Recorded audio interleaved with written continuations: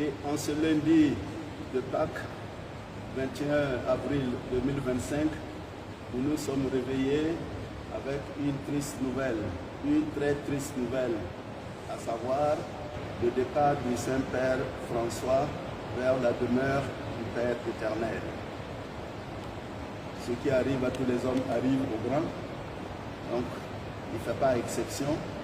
Il a répondu donc à l'appel du Seigneur après 88 ans de vie et 12 ans de vie comme pape pontifical. Alors la nouvelle a été annoncée à Rome ce matin par le Camerlin.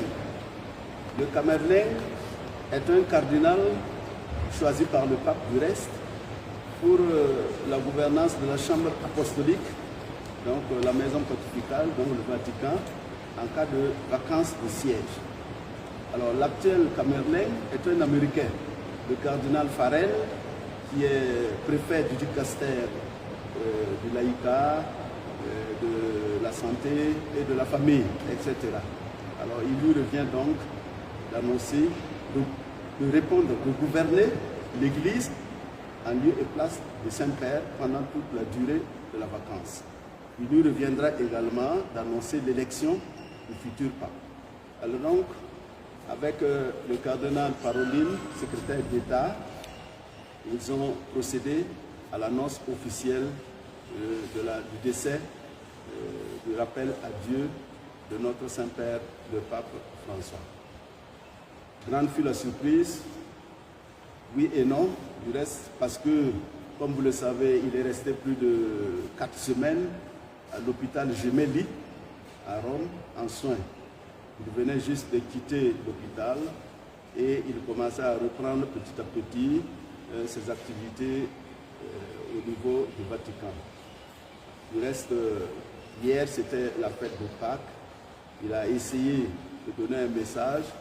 Donc, il a délégué quelqu'un pour livrer son message et il a donné la bénédiction Urbi et Orbi comme on dit, pour Rome et pour le monde entier. Voilà, nous sommes donc pleins de compassion pour ce départ. C'est un membre de la famille, pas n'importe quel membre de la famille chrétienne. Il est le successeur de Pierre. Il est établi pour conforter ses frères dans la foi. Donc toute la famille ecclésiale est en deuil.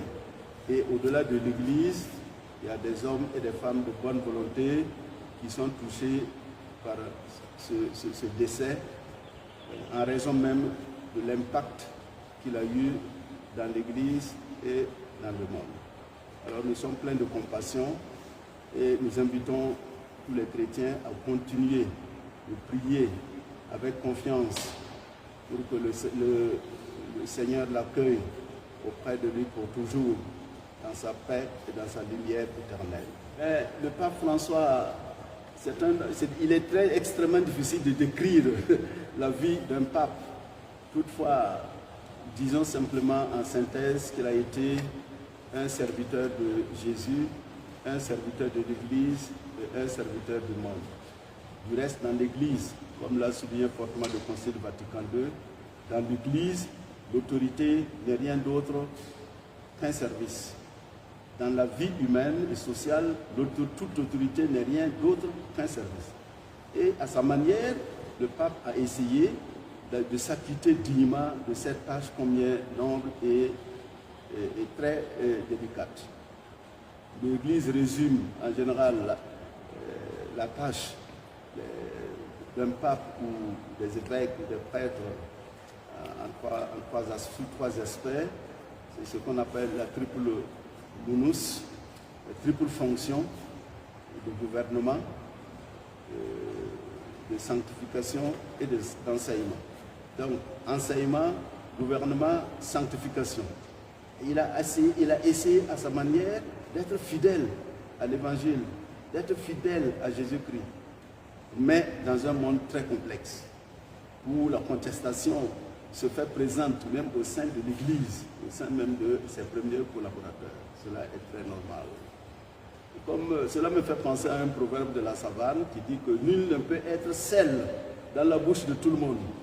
On ne peut pas plaire à tout le monde. L'essentiel, c'est d'être fidèle à ses objectifs, et d'être fidèle à sa vocation et de s'acquitter au mieux, selon sa conscience, à cette tâche reçue du Seigneur. Il est le 266e pape après Saint Pierre. Donc le pape, c'est le successeur de Pierre, établi pour conforter ses frères et sœurs dans la foi. Donc il est pape pour l'Église et au terme de la législation internationale, le Saint-Siège est aussi un État. Donc quand le pape voyage, il est reçu dans les pays en tant que chef spirituel et aussi en tant que chef d'État. Alors donc, je pense que l'Église est concernée par ce départ et le monde entier aussi est concerné par ce départ. Il reste quand même une grande figure de notre humanité. Il a aimé l'Église et son Seigneur Jésus. Il a aimé cette Église. Il s'est dévoué corps et âme pour la cause de l'Évangile, notamment la cause des pauvres, des plus pauvres, des émigrés, des laissés pour compte. Voilà, donc c'est vraiment à la suite de Jésus un bon et fidèle serviteur. Et il a voyagé à travers le monde, pas autant que le pape Jean-Paul II, mais il en a fait pas mal. Et l'Église d'Afrique a également bénéficié de sa sollicitude par des voyages qu'il a pu réaliser en Afrique centrale, en Égypte, récemment au Burkina Faso, à l'occasion de la célébration des 125 ans de notre évangélisation. Il a envoyé le numéro 2 du Vatican, ce qu'on appelle le secrétaire d'État, le cardinal Pietro Parolin, qui est venu rester 4 journées entières au Burkina Faso et qui a présidé les célébrations des 125 ans d'évangélisation dans notre pays. À cette occasion, il a rencontré les autorités, les officiels, les autorités étatiques, les différentes structures sociales, dans le sens du dialogue interreligieux par exemple, ou les structures humanitaires, etc.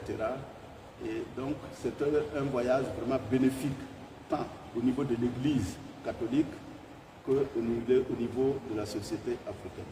Alors de tout cela, nous rendons grâce à Dieu et nous adressons un hommage bien mérité à ce pape venu d'Argentine pour le service de l'Église universelle. Il s'est acquitté autant que faire se peut d'une tâche combien délicate et très noble. Et nous le portons dans notre prière. Un cri de cœur, c'est qu'ensemble nous prions pour lui, pour que son maître, qu'il a aimé et servi, puisse l'accueillir auprès de lui pour toujours.